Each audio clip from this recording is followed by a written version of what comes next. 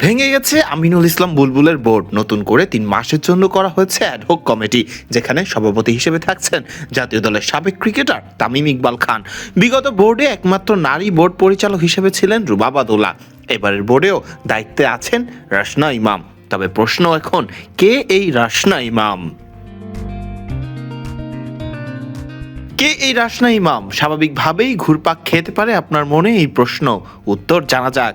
প্রখ্যাত ব্যারিস্টার আখতার ইমামের মেয়ে হলেন রাশনা ইমাম। পেশায় তিনি একজন আইনজীবী, পাশাপাশি একজন মানবাধিকার কর্মী এবং আখতার ইমাম অ্যান্ড অ্যাসোসিয়েটসের ম্যানেজিং পার্টনার। তিনি এশিয়ার 21 তরুণ লিডার হিসেবে স্বীকৃতি পান 2018 সালে। তাই কর্মজীবনের কারণে আগে থেকেই তিনি সবার কাছে ছিলেন বেশ পরিচিত এবং প্রশংসিত। আইনজীবী হিসেবে বেশ খ্যাতনামা রয়েছে রাশনা ইমামের। সুপ্রিম কোর্টের সিনিয়র অ্যাডভোকেট এবং কর্পোরেট ও বাণিজ্যিক আইন বিশেষজ্ঞ। আর এই পেশার বদৌলতে তিনি মানবাধিকার, জনস্বার্থ মামলা এবং জরুরি চিকিৎসা সেবা সংক্রান্ত আইনি কাঠামো তৈরিতে রেখেছেন সক্রিয় ভূমিকা।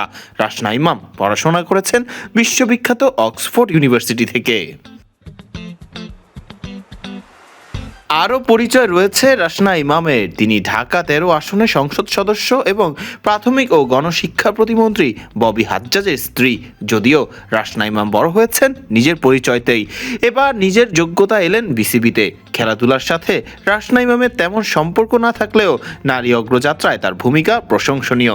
আর তাই বিসিবির 3 মাস মেয়াদী অ্যাডহক কমিটিতে তাকে বেছে নিয়ে প্রশংসা কুড়াচ্ছে জাতীয় ক্রীড়া পরিষদও। রাশনা ইমামের মাও ছিলেন নারী অগ্রযাত্রার এক মূর্ত প্রতীক। 2009 সালে প্রয়াত এই প্রখ্যাত নারী ছিলেন একজন শিক্ষাবিদ এবং সামাজিক কর্মী। প্রথম কোনো নারী হিসেবে ঢাকা বিশ্ববিদ্যালয়ের দর্শন বিভাগের প্রধান হিসেবে দায়িত্ব পালন করেন বিসিবির অ্যাডহক কমিটির সদস্য রাশনা ইমামের মা আখতার ইমাম। এছাড়া পাকিস্তান দর্শন বিদ্যা সম্মেলনের 15তম অধিবেশনে তিনি প্রেসিডেন্ট হওয়ার গৌরব অর্জন করেছিলেন। এবার দেখার পালা রাশনা ইমাম নারী ক্রিকেটার এবং নারীদের ক্রিকেটের জন্য দায়িত্বে থেকে কি কি কাজ করতে পারেন। কিছুদিন বাদেই মাঠে গড়ানোর কথা নারীদের বিপিএল। নিজেকে প্রমাণ করার উপযুক্ত জায়গাটা রাশনা ইমামের জন্য হতে পারে নারীদের বিপিএলটাই। ফরদিন রহমান সকাল, বিডি ক্রিক টাইম।